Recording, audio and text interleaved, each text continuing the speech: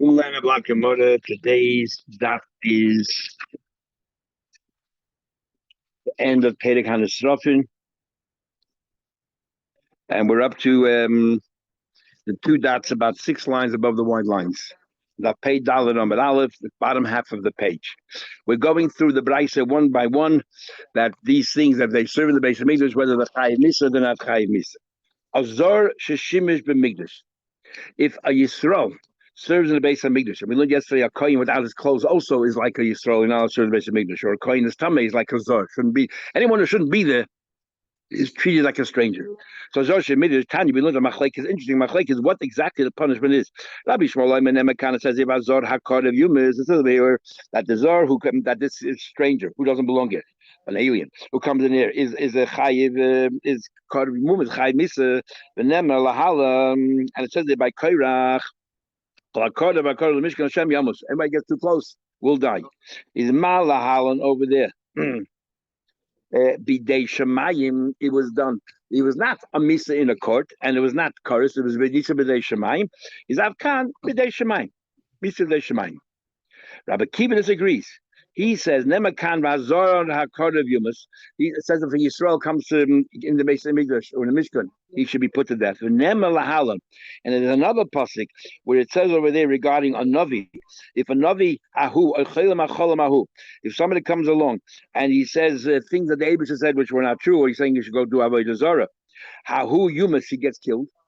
No, a Navi comes along and says, Hashem said you should worship Avodah Zarah. What do we do with that Navi? We kill him. And what kind of death? And there's a machlekes we'll soon see we had before as well. Whether the Navi gets killed, is he like a maces and gets skiller, or we give a Navi a much lighter punishment, chenik, which is one of the conundrums, that a Dafka Navi using Hashem's name will get a lighter punishment than an ordinary maces or somebody who's doing other stuff. Avkam is killer. But the bottom line is it's through a capital punishment. Over here also is capital punishment. Rabbi Yechon says, look, I agree that we can compare it to Navi, but what do you think the punishment of Navi is? He says a Navi that induces others to worship Avodah Zarah gets chenek. The Micah Mifki, there's two arguments now. First of all, whether it's Mishnah Shemaim or whether he gets in the court, and then in the court, the tribunal, what his punishment is. So we're going to go through each one. The Micah Mifki, Rabbi Shmuel, Rabbi Kiva, what are they arguing? Rabbi Shmuel saw about Donin Yumas Meyumas. Rabbi Shmuel says, it says the word Yumas here, and therefore we are going to compare to Koirach, that Zor HaKor of Yumas, and by Koirach it says whoever gets close to Mishra, they say there it says Yamus. So we compare the two. So that's I'm mixing up.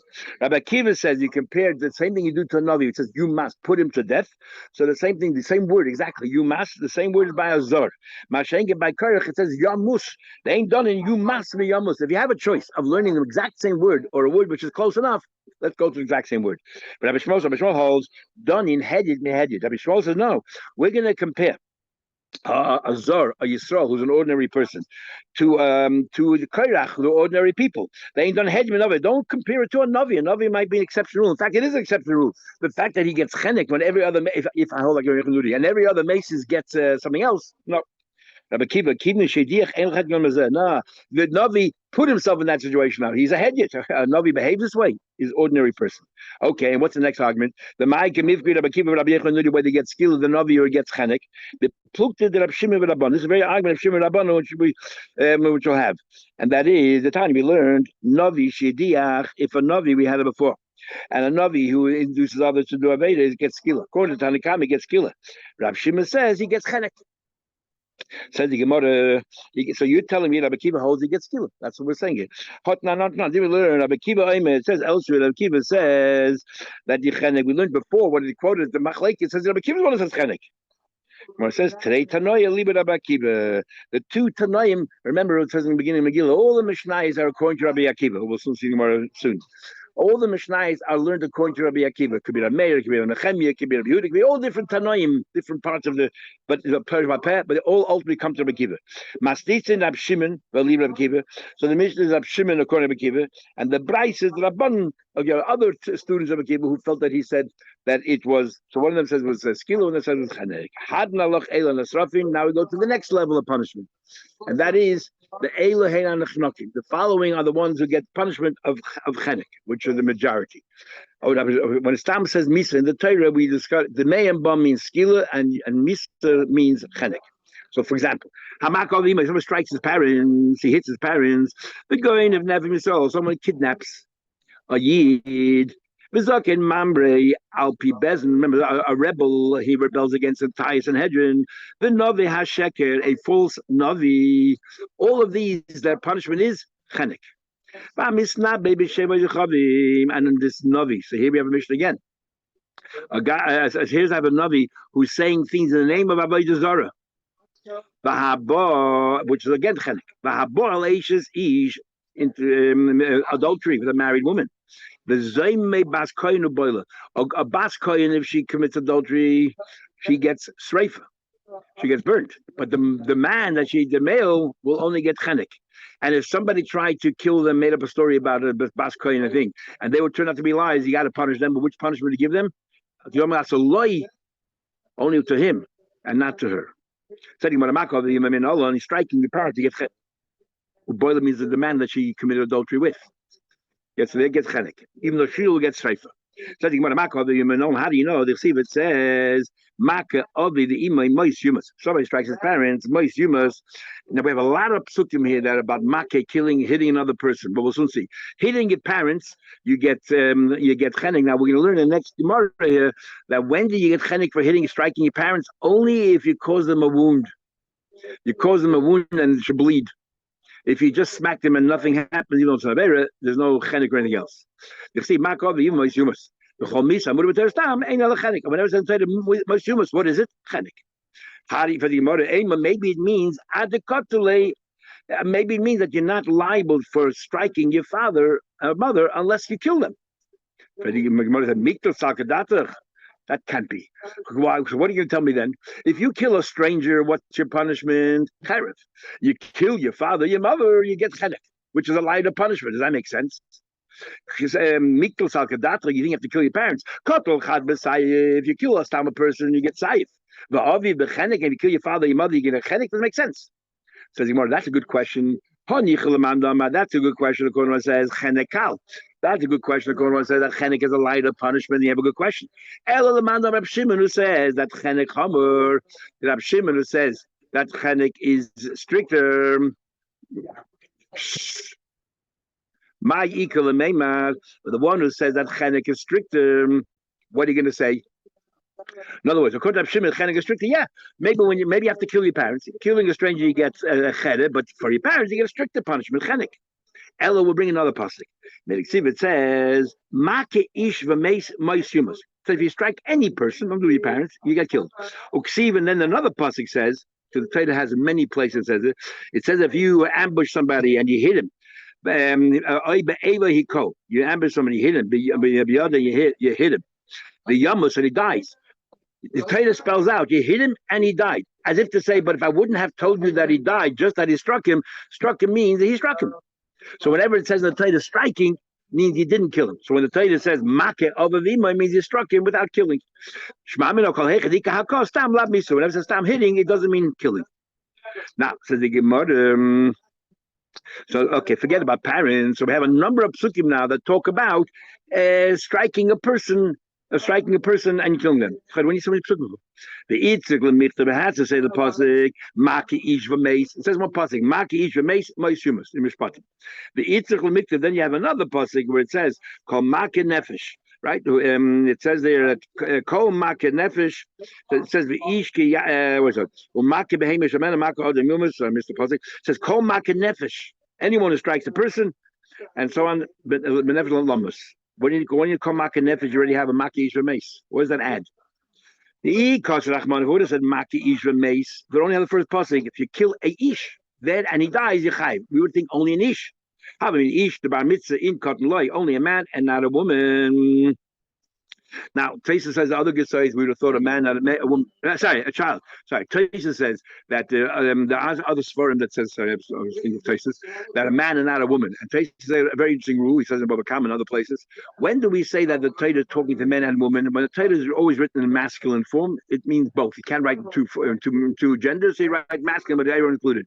But when it says Ish, Ish means a male and not a female. Unless it says Ish, Ish. Otherwise, Ish is a male, not a female. But here the Gemara now it says ish the bar mitzvah chay mitzvahs yes, and a cotton line. Maybe if you kill a cotton, maybe the reason why if you kill a man you're chayiv is because you took away all the mitzvahs. But a cotton, you're not taking away the mitzvahs, the future. But right now, you're not affecting. Kol Rachman, and if the other pasuk says kol makin nefesh, any nefesh, I don't care who it was. No, says only that pasuk. Okay, kol makin nefesh. Say if you kill anybody, have I mean, I was anybody has a soul. I feel on the folim, even somebody who's a miscarriage, who don't know they were born and exist, or I feel a ben shemayna, or even if born prematurely. Sichad if you need it. Tais already says, the Torah says that if you struck a woman, you didn't kill her, but you killed the children, you have to pay money.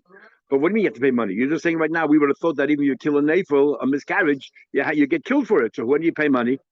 So Rashi makes it different. Rashi says that this nafel was a full 9-month baby. Why did I say that? What did I say? What's the get a full 9-month baby if it's not? If it would be not a 9-month baby, then there's no question you don't get killed for it. But if it's a full 9-month baby, even though it didn't survive, that it died, maybe because of maybe he's chayiv. The Gemara, you need it. Says the Gemara, okay, so we're striking your father. How do you know that you have to make him bleed? Maybe if you gave him a smack, you're already chayiv misa. The let us say, even though you didn't make him a wound, why does it say later on, excuse me, guys, please, there's a share going on here. It's online, so come down. Why did we learn if somebody strikes his parents? Why did we learn that if somebody strikes his parents, you're not chayiv unless you make him a wound? Oh my cross, more answer. It says another pasuk. It's a lot of psukim. It said another pasuk. Umake behema yishamenu. The pasuk more changes the order around. The pasuk is make behema yishamenu. We've already had it before as well. Umake adam yumas, and we learned before, just like a behemoth. And we learned to just like behemoth. It makes no difference why it was an accident, it was on purpose. You always have to pay money. So when you hit a person, I don't care if you did it on purpose or an accident, you're always a pater for money. Because we're going to punish you for hitting the person or killing the person, and therefore you're exempt from paying money. And then in all cases, even if it was b'shegig, and that's what tons of Bechizki learns out, that chayave misa shegig, if you killed someone, even though you did b'shegig, so we're not going to kill you, you don't pay money. So they said the pasuk. So how do you know chabura? By behemoth, you have to, when you hit an animal, you have to make it a wound. It says nefesh. Right now, the Gemara thinks the only time you're responsible for hurting an animal is if you make it bleed, because it says by behemoth, it says makin nefesh behemoth yishamena, nefesh tachas nefesh. Nefesh, you have to get the soul involved. That's nefesh, the blood, that carries the soul, so it's bleeding. That's what we think. So what are you telling me? If you, let's say, make an animal weak, I hurt the animal, but I didn't make it bleed. You tell me it's not chayiv? Since we don't need this pasuk by behemoth, by an animal makes no difference. Bleeds doesn't bleed. So why does the Torah say the word nefesh, which means bleeding? So when it comes to a person, it's only when he bleeds. Yeah. So any person, you're not chayiv when you hit them unless you make them bleed. So what's the heck is then to behemoth? If you're telling me that we're not ruling a behemoth that doesn't have to bleed, by Adam has to bleed. So you're not comparing to each other. When are we comparing to each other? Look at the Tanya, we learned, we said last time, Chizki learns from here that even if you kill a person, even though you won't be by mistake, so you won't be chayiv misa in the bezin, nevertheless you don't have to pay money. So the Gemara, that makes sense according to one of the so we need the pasuk to compare Adam to behemoth regarding payments of money. Nonetheless, later the Chizki disagrees with Chizki. What does he do with the hekesh behemoth Adam? He learns that ma'amaka behemoth l'refuah. If you hit an animal, but not to hurt it, you hit it, they make it bleed in order to make the animal healthy, circulate the blood and so on. So you don't have to pay. If you're a doctor and you're hurting a person, you're amputating a leg, or you're making them bleed hakaza to extract blood in order that the blood should circulate. Potter, you are potter. Because in fact, the boilan, we have an interesting question. Ben, a son. You're not allowed to strike your father. You're not allowed to make him bleed. If your son is a doctor, can he be the one to give a syringe to his father or his mother and make them bleed? Now, Masna says, of course he can. your father or your mother need help, and you can help them, in position of helping, you should help them. So in this case, we suspend the laws of not hurting your father. And I agree, but for a different place. That's what I'm going to use this equation of hitting a person, hitting an animal. If you hit an animal and for medicine purposes, all right. So if you hit a person, you are potter. That's those two. Yeah, that's Rav Masna and Rav Dimi Bachinda. Comes along Rav, and he says, Rav refused to allow his son to take out a splinter from his hand because he's going to make him bleed. He did not allow his son to open a pus, to open up a boil. Why? Because maybe they're going to make him bleed, and they're going to be a shaking of an isser of making your father bleed.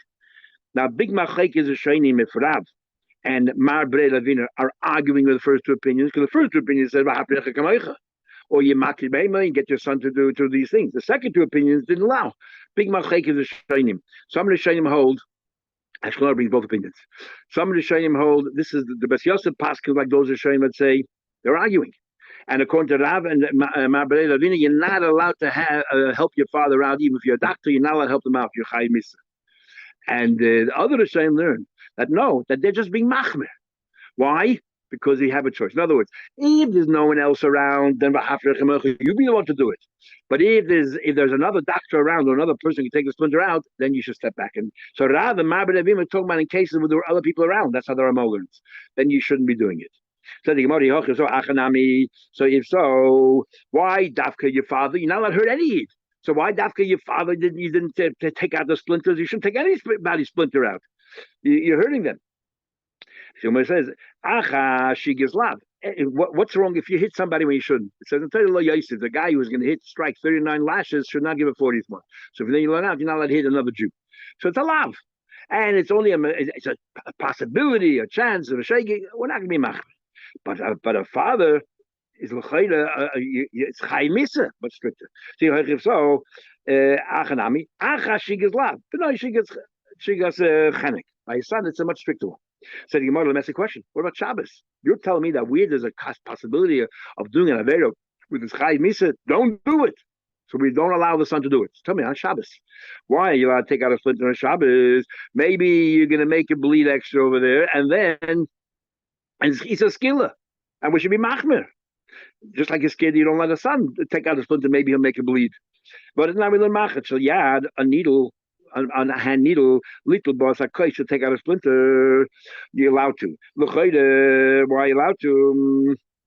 I'm talking about a needle that's dedicated. It's a clear malachtali, so it's meant for sewing, but if you're using it for a permitted purpose, therefore you're allowed to use, let's say, a hammer for a paperweight. If a clean malachtali, you're allowed to use it for a permitted purpose. So if you're allowed to use this needle to what do you call it? To remove it, to extract a splinter. Maybe you're going to cause yourself a wound, bleed, and there's even worse. So shaking of the strictest punishment, skila. So we answer Hasam Mekalkalu. Over there, you don't really want it. On Shabbos, everything has to be constructive. Meleches machshavas. But if it's destructive, your Mekalkal, it's only Yisad Rabbanon. And you don't want to bleed, you just want to get rid of the splinter. And you're hurting yourself. So, I mean, the laws of Shabbos, Mekalkal, you are potter. So therefore, what are you worried about? So that only makes sense according to Mekalkal's potter across the board, which is Rabbi Yehuda. The one that says chayiv. Now who says chayiv? Who says Mekalkal's chayiv? So Rashi in Pedig learns by Arichas and Tesis here brings it down. You can see along Tesis and Tesis there. But Rashi basically says the argument of Malachish ain't sichel guf or not. It has consequences. Reb Shimon holds that if you dig a hole on Shabbos, the main avera is you want to store things there. That's what they did in Mishkan. But if you don't want to store things there, I just want the sand. So malacha, I'm doing the malacha in the Mishkan, digging a hole, but ain't it tzich l'guf? I don't need it for itself. I need it for something else. I need it for the sand. So and Reb Shimon says you pot. So according to Reb Shimon, there's two malachas that are purely destructive. One is lighting a fire, is burning the wood, and one is chabola. When you're hurting somebody and making a wound and bleeding, it's destructive. So therefore, according to Reb Shimon, and yet we have a pasuk in the Torah that says you're not allowed to light a fire on Shabbos. And by Bris Milah, so uvayom hashmini yimov sarlos, on the 8th day you should circumcise yourself. No, if not for the fact that the Torah says circumcise yourself on Shabbos, because uvayom means on the 8th day even on Shabbos, we would say you're not allowed to. Why not? You're mekalkel. If it's a malacha shetzil gufa, and Mikalkal. So we answer that these two malachas, the Torah is mechadish, that even though you're Mikalkal, you're chayiv. So l'chayda, when you burn wood, if you're burning the wood in order to cook, that's a malacha tzila gufa. You don't want the wood itself to. So the only time you chayiv on wood is if you want the wood to turn into coal. But if you want the wood to burn so you could cook something, it's a malacha, ain't a tzila gufa. So when you chayiv on burning, only if you want the wood. But when you want the wood, you're burning the wood, you're destroying. So the Torah is mechadish that mekalkal by wood is chayiv. The same about bris milah. I don't want the bris milah for the for the benefit of that because it's a mitzvah. So it's a malacha tzila gufa. And for as far as the person itself, you're being mekalkal. You're taking off a piece of skin. And here the Torah says that over here you would have been chayiv if not from my pasuk. So therefore, according to Rav Shimon, holds mekalkal by chabura is chayiv. Why takila take out a splinter? You might be making bleeding, and even though it's mekalkal, he holds that by chabura making bleeding you're chayiv. Well, it says Rav Shimon. But Rav Shimon, the Amar Komo Potter. Rav Shimon says Amalacha Sheitzich Gufa, you are potter. And since over here, when you're taking out the splinter, you don't over there. You want the bris. That can want so Tzich Gufa. Therefore, we have to whatever. Here's the Malacha Sheitzich Gufa. You don't want it to bleed, so therefore you potter. But Rav Sheish, so Rav Sheish has a question now that we tell me about a son. He's not allowed to hurt his father. Ben Maus, he has to love like can a son go ahead and become a shliach? If Bezin found his father guilty, can he, and he works for the Bezin, he's the one who is the executioner, let's say, or the one who gives Malchus, can he go ahead and give Malchus to his father? Or the Kalei, the curse? He said to him, nobody's allowed to hit another Yid. So how come the Bezin allowed to? It's because of the Kavod Shemaim. No, how can I Shemaim? So what if he's a son? So Rav Sheshes holds that a son, Mephidish, can become the Shliach to hurt his father because he's doing it to L'Shem Shemaim. He's not doing any other purpose. No different than any other person. Makes us a question. It says the following very cryptic sentence in the Brisa. Somebody that has a mitzvah, you have a mitzvah to hit him. Mitzvah shel there's a mitzvah not to hit him. We'll see what that means. Misha ain't a mitzvah somebody has no mitzvah to hit him. Ain't a din mitzvah mitzvah you shouldn't hit him. What's going on here? My love, probably this is what it means. In both cases, we're talking about when he says mitzvah and ain't a mitzvah, they're both talking about a guy who was a candidate for Bezin's Malchus, he was found guilty. But the one who's a mitzvah is Tama person, and ain't a mitzvah is the son. The son has an extra layer, not just the fact that you're hitting another person, there's an extra layer, it's your father. So therefore, and this is what he's saying here, that both talking about mitzvah and habnoi is not allowed to, because since everywhere else you're not allowed to hit him, nor can you hit him here. But an acher, since there's a mitzvah to hit him, even though other places are not supposed to hit him, here they can hit him. So therefore, that a son cannot it cannot work for the besom. So Rav Shesh's answer back, well, no, I'll tell you, it makes no difference who you are. You stam a person you're not allowed to hit, but a Bezdin candidate you are allowed to hit.